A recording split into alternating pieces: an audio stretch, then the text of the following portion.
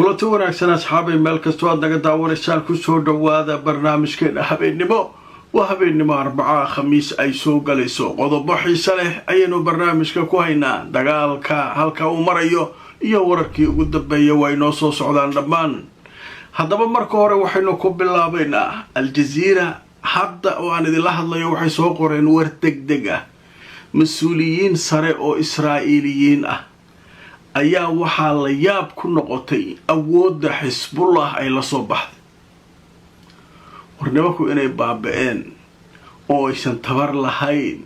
oo aysan waxba iska dhicin karin intaasoo aan juqjuqaynaynay garaacayna waxba naguma soo rideen nimanka khalaas Xasan Nasrullah waa la dilay waa kala tageen everyone islayn madaxa gacmaha saaranay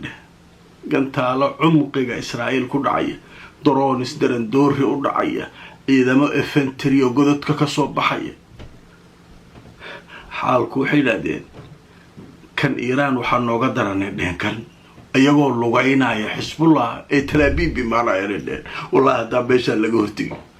Al-Jazeera qoraysa saasa loo qoraya haddaba marka aan idin tuso telefishinka Al-Jazeera goordho war degdeg ah ayuu qoray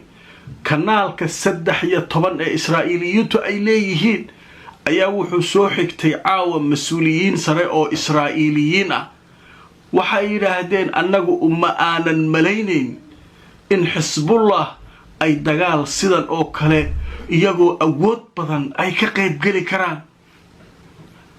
waa telefishinkood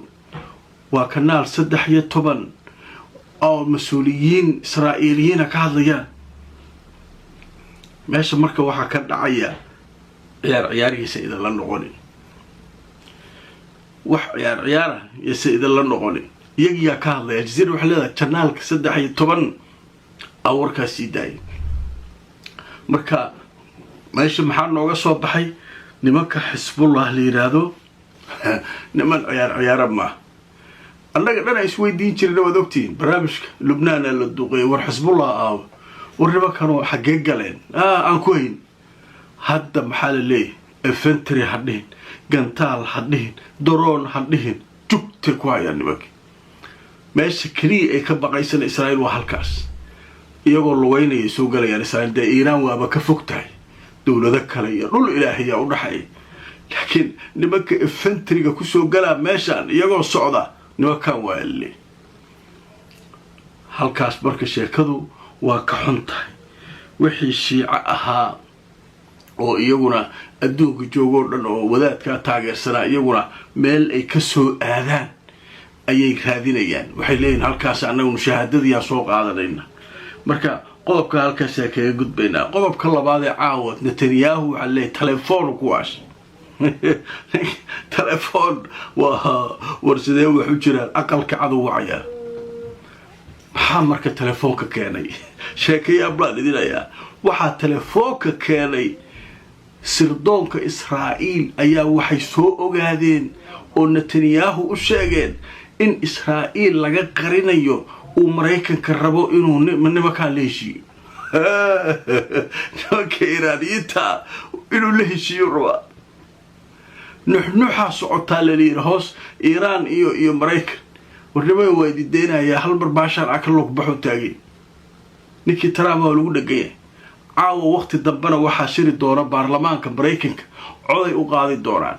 inuu asagu kooxdiisa guuleysatay in kale lama yaqaano inuusan awood dambe dagaalka uusan Iran uusan iska weerari karin oo xataa uusan garaacideeda mar kale uu kala tashanayo aqalka Congress marka culaysyo fara badan ay yimid dagaalka sidii loo maleynay ma maalinka shanaadu mara nimankii waaba soo karaar qaadanayaan dagaal muddo dheer aan diyaar u nahay marka ninkii Netanyahu aniga kaligay maaligaga baxaya meesha sidee wax u jiraan maxaa loogu sheegay waa baroranay leedahay Al-Jazeera ninkii waa qaylay haddaba marka aan tuso wararkii ugu dambeeyay Al-Jazeera waxay soo xiganaysaa website-ka la yiraahdo Axios ee wararka u faafiya Mareykanka laga leeyahay Netanyahu waxa uu hadda ku qaylinayaa aqalka cad ee dalka Mareykanka isagoo markaasi ka hadlaya wada hadallo sir ah oo u socda Mareykanka iyo Iran haddaba sheekadan marka waxaa la sheegayaa waxaa soo helay sida website-ka Axios uu leeyahay mukhaabaraadka ama sirdoonka Israa'iil ayaa helay macluumaadkan shakiga ku abuuray Israa'iil waxaana la sheegay inay socdaan wada hadallo u dhaxeeya Tehran iyo Washington ninka Trump inuu ka lug baxo rabaa meesha oo hadhow ku booteeyo wadaadkii aan dilay alaabtaas uu rabaa isaga ay guul darro dhan ma ogola marka baashadu way soo dhawaatay guul darro iyo guul ay u dhaxaysaa hadda cid guulaysato bale marka ninkii Netanyahu marka waa qaylinaya wuxuu leeyahay war sidee wax u jiraan oo ku haya marka qodobka isaguna halkaas ay kaga gudbaya shirkii jaraa'idan galaynaa 10 noo socda boogtii 10 subaxdii iyo 10 galabtii iyo 10 habeenkii la yiraahdaa nimanka kale warkooda waa iska cad yahay Iran imaartii Israa'iil waa duqeynay Iran waa burburinay manasad sawaariikh meelaha sawaariikhda laga soo rido waxaas ku hayaan warbaahinta reer galbeedku dhan ka hadlays laakiin nimankan waa imaanayaan xisaabtii saacadihii ka hor wixii dhacaa lagu siinaa beetood ama tahay saa u leedahay dibaa warbaahinta ka sheegaya marka annagu waa ku xirannahay ciidanka ilaalada kacaanka Iran shirkiisa jaraa'id sida Al Jazeera ugu xiranna annagan marka kii saaki waa aragnay kii galabtii barnaamijkii labaad ay kugu soo gudbiyay kan caawana hadduu soo dhacay inta barnaamijka ku jiray haddaba marka aan idin tuso Al Jazeera oo warbixinta qayb kamida noo soo gudbinaysa qaybaha ugu muhiimsan waxay leedahay ciidanka ilaalada kacaanka Iran waxay sheegeen shirkoodii caawa jaraa'id inay ku weerareen maraakiib Mareykanka iyo Ingiriisku ay leeyihiin kuwaasoo hub u waday Israa'iil haddaba Ingiriiska iyo Mareykanka maraakiib hub u siday Israa'iil oo maraysay khaliijka ayay sheegeen in ciidanka ilaalada kacaanka Iran ay weerar ku qaadeen waxaana ay sheegeen iyagoo doonayay maraakiibtaas iyo isbahaysigoodu inay xoog ku maraan meesha la yiraahdo Hormuz waxay sheegeen inay markaa dhagaha ka garaaceen oo markaa maraakiibta ay khasaaro xoog leh u geysteen ciidanka ilaalada kacaanka Iran dhanka kale waxay sheegeen caawa warkoodii ugu dambeeyay inay rideen isla caawa dufcadii 18 ee mawjado sawaariikh iyo drones oo ay ku garaaceen Israa'iil iyo saldhigyada Mareykanka waana qaybtii 18 weerarka cirka Iran ay qaadayso oo loogu magac daray al-wa'd as-sadiq 4 waayay waxay sidoo kale caawa sheegeen hadalkoodii nimanka ilaalada kacaanka Iran inay bartilmaameedsadeen saldhigyada Mareykanka uu ku leeyahay Kuwait iyo Bahrain waxaana ay sheegeen inay ku weerareen sawaariikh iyo diyaarado drone saldhigyadaas iyadoo sidoo kale la sheegay gudaha Israa'iil iyaduna inay markaa weeraro ka fuliyeen oo ay weerarada ku qaadeen marka 10kii nimankii waa noo galeen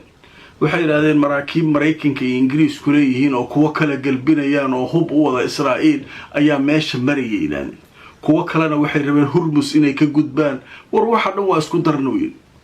ninkii shirka jaraa'id qabanay ninka Afrika caadi ba wuxuu sheegay qaybtii 18 haddaan darnooyin qayb waa idin sheegay dufcatu laga soo bilaabo koowaad dufcada labaad waxay isla socdaan marka gantaalo iyo drones marba qayba la diraya marka qayb walba magac ay leedahay barnaamijkii galabta waxaan ku soo qaadanay dufcadii 17 hadda caawa waxaa la diray dufcadii 18 wada gashay waaye marka warkii nimankii 10kii waxa ka baxnay ilaalada kacaanka Iran ciidanka Iran waa ka baxay waxaan galaynaa 10kii awlaadda marka caawa waxa war soo saaray kaliya Hezbollah kuwa Iraaqiyiinta war laga ma hayo iyaga waxaan arkay hadeer meel la yiraahdo Babil ayaa lagu duqeeyay maleeshiyada Iran taageerta ee Iraq marka nimanka iyagu sida Hezbollah oo kale uma awood badna laakiin aayadooda waa qaadanayaan dhayay wax ka garaacayaan haddaba marka Hezbollah maxay sheegeen iyagana aan dul marno laakiin waa ka soconaynaa Hezbollah ayaan u galaynaa Hezbollah waxay sheegeen in ay duqeeyeen isu imaatin kale maantay ciidanka cadowga ay ku iskugu yimaadeen deegaanka la yidhaahdo Bakriyat Shimona waxayna sheegeen inay halkaa khasaare u geysteen ciidankaas sheekada xiisaha leh Xisbullah waxay yiraahdeen galabta waxaan isfara saarnay ciidamada cadowga si foolka fool ah ayaan isku fara saarnay yiraahdeen waxay yiraahdeen waxaan isticmaalnay bambooyinka iyo miinooyin dhulka yaala ciidamada cadowga oo isku dayay inay u soo tallaabaan dhanka koonfureed deegaanka la yiraahdo Al-Khiyam oo Lubnaan ku yaala waxaana ay sheegeen in ciidamadoodu ay jilbaha u aasteen oo ay ka dhigeen kuwa dhintay iyo kuwa dhaawacmay ilaa caawana waxay yiraahdeen ishtibaakaat mustamira haddeer dagaalka waa socdaayde marka nimankii Xisbullah waa adeeganayaan Israa'iil waxay tiri waxaan gudaha u galaynaa ciidan lugta ah Lubnaan galaynaa marka ayagiyo soo socday nimanka waa la iska hortigay hadda markay shirkitaad markay qabanay waxay leeyihiin ishtibaakaat mustamira dagaalku wuu socdaa haddeer u socdaa marka meesha iyaduna nimanka wararkaas kooban ayay iyaguna soo direen